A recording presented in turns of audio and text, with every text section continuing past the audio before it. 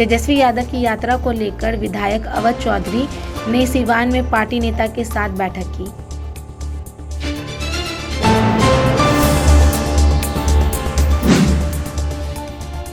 पूर्व सांसद और कांग्रेस नेता उदित राज ने कहा कि कांग्रेस मोदी सरकार के भ्रष्टाचार को उजागर कर रही है। अभी व्हाइट पेपर लेकर बीजेपी आई थी। यूपीए के समय 33 लाख केंद्रीय कर्मचारी थे। अब मोदी के समय 31 लाख केंद्रीय नौकरी बची है। कांग्रेस और राजद के दबाव से 2 लाख से अधिक लोगों को नौकरी मिली। 2011 में ही वर्ल्ड बैंक ने भारत को तीसरी बड़ी अर्थव्यवस्था बताया था। 2014 से 58.6 लाख करोड़ रुपए से लेकर 173.3 करोड़ अब देश के ऊपर कर्ज है।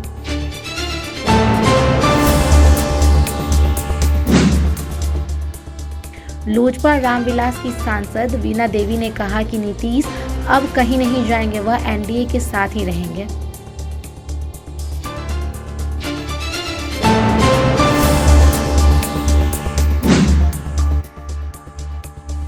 बिहार के लिए मौसम विभाग का पूर्वानुमान आज से बदलेगा। हवाओं का रुख 21 फरवरी से बारिश की संभावना।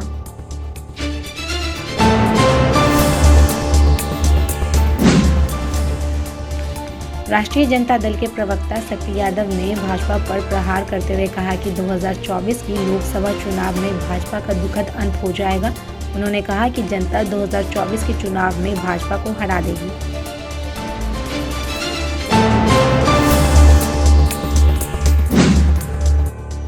आरजेडी प्रमुख लालू यादव के दरवाजा खुला है वाले बयान पर बिहार सीएम नीतीश कुमार ने कहा, कौन क्या बोलता है उसके चक्कर में मत आइए। हम सब एक साथ हो गए जैसे पहले थे। जो गड़बड़ी हुई उसकी जांच होगी। चीजें ठीक नहीं चल रही थी, इसलिए मैंने आरजेडी को छोड़ दिया।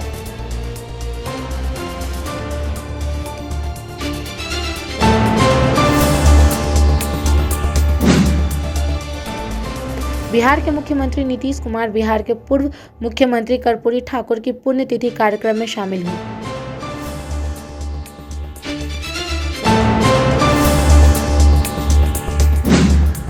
एआईएमआईएम प्रमुख असरुद्दीन ओवैसी ने कहा, हम अधिक संसदीय सीटों पर उम्मीदवार उतारने की सोच रहे हैं क्योंकि मैं जानता हूं कि बिहार विपक्ष भाजपा को नहीं रोक सकते। मैं तेजस्वी से पूछना चाहता हूं कि हमारे 4 विधायकों का क्या होगा। वे अब सारी विश्वसनीयता खो चुके हैं। मैं आपसे अपील करता हूं कि मजलिस को मजबूत करें ताकि आपकी आवाज़ लोकसभा में भी सुनी जा सके और हम पीएम मोदी को 370 सीटों के सपने को रोक सकें।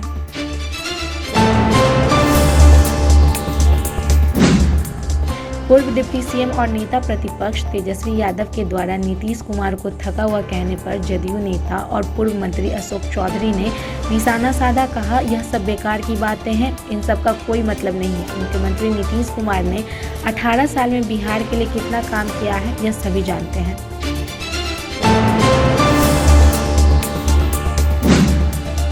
पूर्व मुख्यमंत्री जीतन राम मांझी एक कार्यक्रम के दौरान किसानों के द्वारा किए जा रहे प्रदर्शन पर कहा कि भारत के प्रधानमंत्री किसानों के लिए काफ़ी काम किए हैं और कर रहे हैं। किसानों से बात हो रही है। हम समझते हैं कि यह आंदोलन बहुत दिनों तक नहीं चलेगी, कहीं ना कहीं सेटलमेंट पर आएगी। किसान के प्रति प्रधानमंत्री काफ़ी प्रतिबद्ध हैं।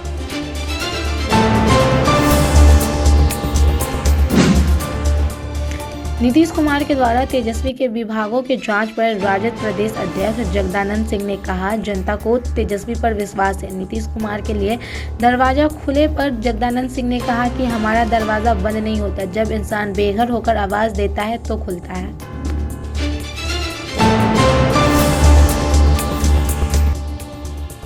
भारत मंडपम में आज से शुरू होने वाली 2 दिवसीय राष्ट्रीय परिषद की बैठक के लिए भाजपा नेता एकत्र हुए।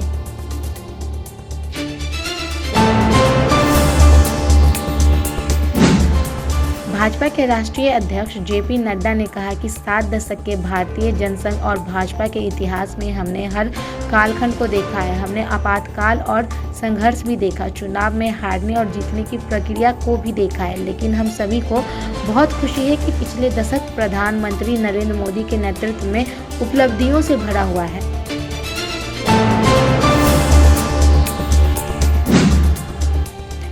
दिल्ली के भारत मंडपम में भाजपा की 2 दिवसीय राष्ट्रीय परिषद की बैठक के दौरान प्रधानमंत्री नरेंद्र मोदी और भाजपा के राष्ट्रीय अध्यक्ष जेपी नड्डा ने पार्टी का झंडा फहराया।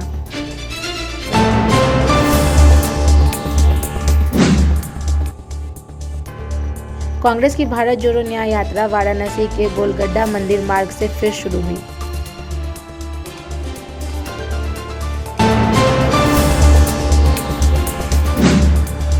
उत्तर प्रदेश के मुख्यमंत्री योगी आदित्यनाथ ने कहा, मुझे प्रसन्नता है कि हर वर्ष यह आयोजन राजभवन प्रयाग में होता है और प्रदेश के ऑर्गेनिक फसलों में अपनी आमदनी में रुचि रखने वाले, प्रदेश के विकास में योगदान देने वाले हमारे किसान बंधु अपने अपने उत्पाद को इस प्रदर्शनी के माध्यम से प्रदेश के सामने रखने का कार्य करते हैं। भारत की कुल कृषि योग्य भूमि का मात्र 11% उत्तर प्रदेश के पास है, लेकिन खाद्यान्न उत्पाद उत्तर प्रदेश में देश के कुल खाद्यान्न उत्पाद का 20% से अधिक होता है।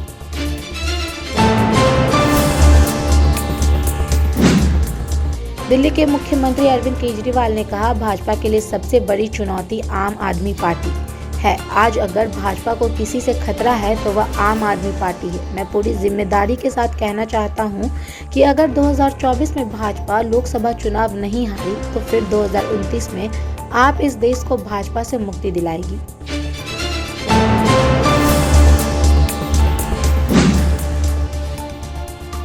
शराब नीति मामले में दिल्ली के पूर्व उप मुख्यमंत्री मनीष सिसोदिया को राउज एवेन्यू कोर्ट में पेश किया गया। आप सांसद संजय सिंह और दिल्ली के पूर्व उप मुख्यमंत्री मनीष सिसोदिया की न्यायिक हिरासत सुनवाई की अगली तारीख 2 मार्च तक बढ़ा दी गई है।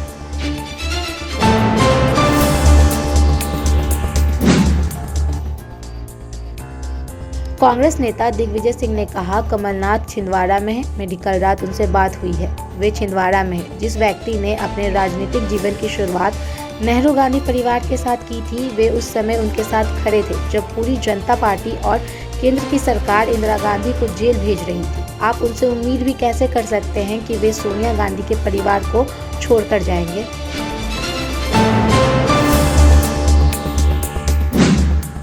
मध्य प्रदेश के पूर्व मुख्यमंत्री कमलनाथ के भाजपा में शामिल होने की खबरों पर मध्य प्रदेश कांग्रेस अध्यक्ष जीतू पटवारी ने कहा, यह खबर निराधार है। क्या आप सपने में भी सोच सकते हैं कि इंदिरा जी का तीसरा बेटा कांग्रेस छोड़ सकता है, जिसके नेतृत्व में 2 महीने पहले हमने चुनाव लड़ा, जिन्हें मुख्यमंत्री बनाने के लिए कांग्रेस के कार्यकर्ता अपना सब कुछ न्यौछावर करता रहा, क्या वे कांग्रेस को छोड़ सकते हैं।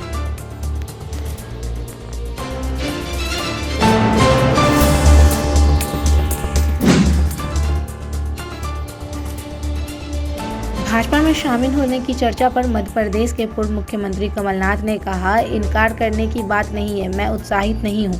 अगर ऐसा कोई बात होता तो मैं सबसे पहले खबर करता।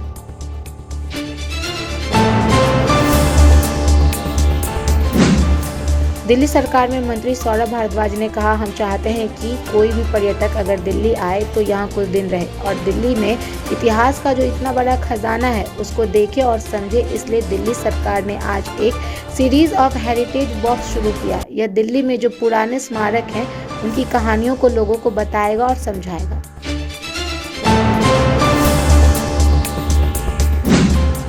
वायनाड जिले में हाल ही में हाथी के हमले में एक व्यक्ति की मौत की घटना को लेकर पक्कम में स्थानीय लोगों के साथ विपक्षी राजनीतिक दल के कार्यकर्ताओं ने केरल सरकार के खिलाफ विरोध प्रदर्शन किया।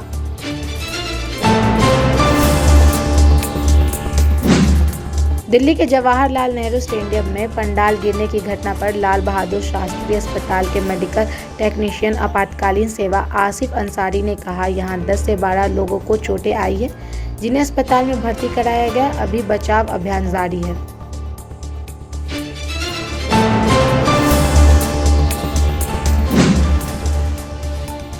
दिल्ली में पटेल नगर दयाबस्ती सेक्शन पर एक मालगाड़ी के 8 डिब्बे पटरी से उतर गए। हादसा जखीरा फ्लाईओवर के पास हुआ।